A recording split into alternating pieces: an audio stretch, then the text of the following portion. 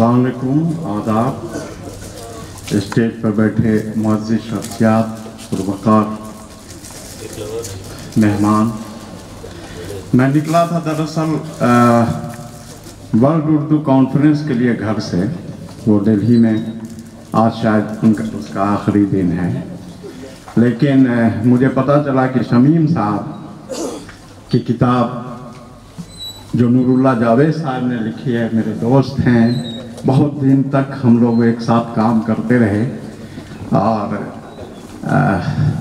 बहुत सच लिखा हम लोगों ने, लेकिन ऐसा सच नहीं लिखा कि जो लिखने के बाद जर्नलिज़्म जो आज का जर्नलिज़्म है उस पर बहुत बड़ा मतलब सवाल उठ सकता है।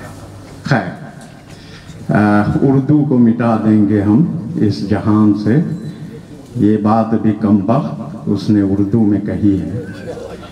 तो अच्छी खुशी ये हुई कि कम से कम इसी बहाने उन्होंने भी 2-3 लफ्ज़ उर्दू में ही कहा। तो मिटा देंगे जहां से, तो एक तो उर्दू, अगर उर्दू को मिटाया जाएगा तो ये शमीम अहमद सबसे पहले खड़ा हो जाएगा। दूसरे कि उर्दू बोलने वाले कठमुल्ले ठीक है, तो ठाकुर का कुआं पढ़ने वाले देश के दुश्मन क्यों हो? सवाल ये नहीं है, सवाल सिर्फ एक है कि आप कर क्या रहे हैं। तो इसमें उनको भी पता है कि हम कर क्या रहे हैं, वो सिर्फ टेस्ट कर रहे हैं कि हम जो कर रहे हैं वो उसमें हमको कामयाबी कैसे मिलती जा रही है। और ये हिंदुस्तान की हार हो रही है आहिस्ते आहिस्ते, ये उनकी जीत नहीं हो रही, ये आपकी हार हो रही। मैं कल नूरुल्लाह साहब ने कहा कि मुसलमानों की तरक्की के लिए क्या करना चाहिए, तो मैंने कहा कि वो तनज़्ज़ुली में गए कहाँ हैं, दूसरे लोग आगे बढ़ रहे हैं। सवाल ये है कि जैसे अभी सर ने कहा, हजरत ने, और बहुत अच्छी बहुत कॉम्पैक्ट बातें शमीम अहमद साहब के लिए कहीं, जो मैं भी कहता तो मैं बच गया। शमीम अहमद साहब से जब मेरी मुलाकात हुई तो मैंने कहा कि नहीं, हम ना आप मेरे घर आए ना मैं आपके होटल जाऊंगा, आप वेदांता में ठहरे हुए और मैं गरीब आदमी हूँ, आप इंडिया गेट आइए। और शायद इंडिया गेट पर हमने इनका इंटरव्यू लिया। अब मेरे इंटरव्यू लेने के बाद ही फिर बहुत सारे लोगों ने इंटरव्यू लिया। सबसे हैरत की बात ये देखिए, ये जो किताब है ये संतराश पे, अभी तो इन्होंने कहा कि शीरी फरहाद और मांझी जी, ये जो शख्स है ये जेल में। तो अभी जो बात हुई ना कि उर्दू कठमुल्ला, और अभी जैसे सर ने कहा कि उर्दू में फिराक गोरखपुरी, चकबस्त, और मतलब इतने नाम हैं कि आप मिटा ही नहीं सकते।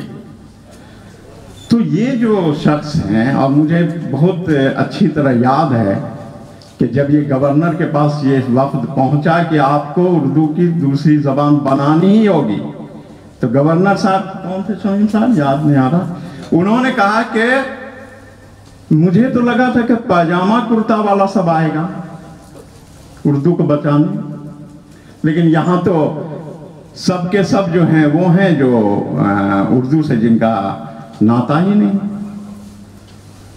तो ये चीज जो है कि उर्दू किसकी जबान है, तो अगर उर्दू सिर्फ मुसलमानों की जबान है तो ये आदमी जेल में क्या कर रहा है, क्या कर रहा है?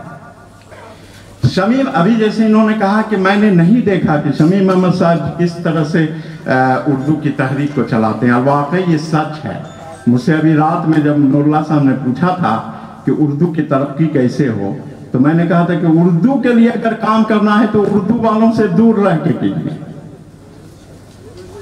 हो सकता है कि बहुत लोग नाराज हो जाएंगे इस पर, लेकिन मैं उर्दू का सहाफ़ी भी रहा हूँ और उर्दू का भी प्रोफेसर भी हूँ, और मैं ये देखता हूँ कि उर्दू की बातें बहुत होती हैं। अभी वर्ल्ड उर्दू कॉन्फ्रेंस में भी उर्दू की बातें बहुत हो रही होंगी, लेकिन उर्दू के लिए काम कहाँ हो रहा है?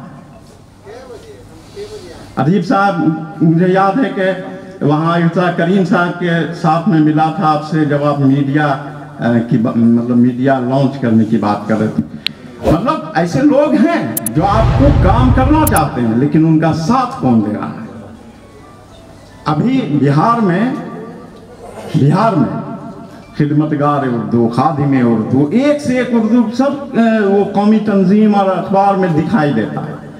मैं कहता हूं कि कौन है, कौन ऐसा वफ्द है गया है चीफ मिनिस्टर से मिलने कि उर्दू के लिए कुछ काम कीजिए? इलेक्शन आता है तो किसी पार्टी को भी आप अपना मैंडेट नहीं देते हैं कि भाई उर्दू की यह हालत हो रही है, प्राइमरी सतह से खत्म है, तो आला सतही एजुकेशन कहाँ से आएगा?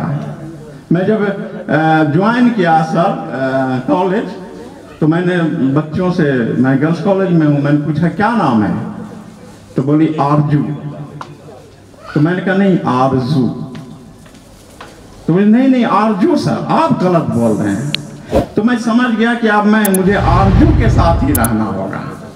लेकिन सवाल सिर्फ इस चीज का है कि हम अपने हीरोज को, जिन लोगों ने काम किया और जो लोग काम करना चाहते हैं, उनका हम कहां तक साथ दे पाते हैं। अब साथ देने का वक्त आया है। इसी वजह से हम हार रहे हैं, क्योंकि हमारा साथ देने वाला कोई नहीं है। और मैं खैर मकदम करूंगा शमीम साहब को, और मैं कहूंगा कि भाई आप आइए और आप बिहार में काम कीजिए।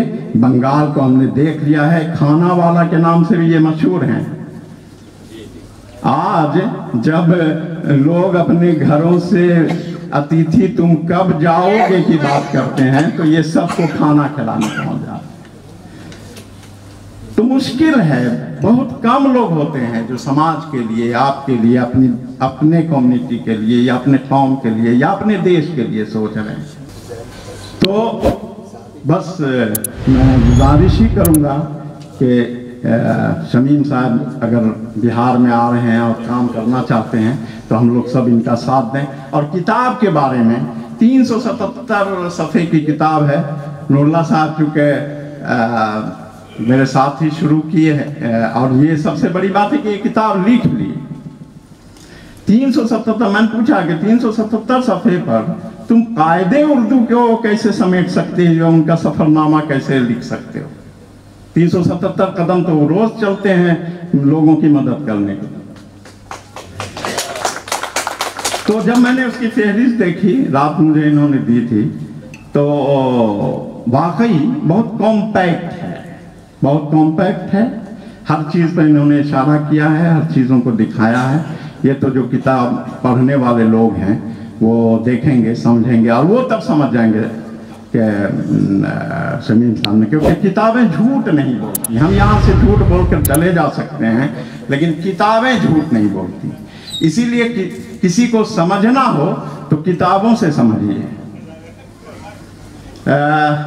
सर मनोज जी, मैंने एल.के. अडवाणी जी की किताब ट्रांसलेट की थी, माई कंट्री माई लाइफ, मेरा वतन मेरी जिंदगी, और वो फिक्की ऑडिटोरियम में इसका रस्मी इजरा हुआ। तो मुझसे यही पूछा गया कि आपने अडवाणी जी की किताब क्यों ट्रांसलेट? तो मैंने ये कहा कि देखिए, किसी को समझना है तो उसकी किताब को पढ़िए, और खासकर अगर आप दुश्मन किसी को समझते हैं तो तब तो जरूर पढ़िए।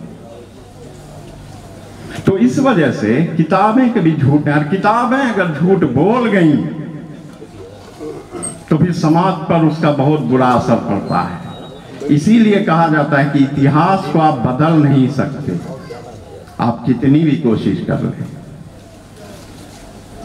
तो ये आज की सियासत है, उसको भूलना नहीं चाहिए। सबसे बड़ी बात जो मैं सबसे पहले कहना चाह रहा था कि ये जो स्टेज है, आज स्टेज पर बोलना ही बहुत कठिन हो गया है, बहुत दुश्वार हो गया है। लेकिन खुशी की बात यह है कि हम अगर मजलूम हैं अभी, तो हमारा साथ देने वाले आपके, हमारे कौम के नहीं, दूसरे कौम के लोग ज़्यादा हैं। हमें शुक्रिया अदा करना चाहिए मनोज झा जैसे मुस्लिम दोस्तों का, जो आज भी हम अपने आप को आगे बढ़ाने के लिए उम्मीद नहीं छोड़ सकते। शुक्रिया।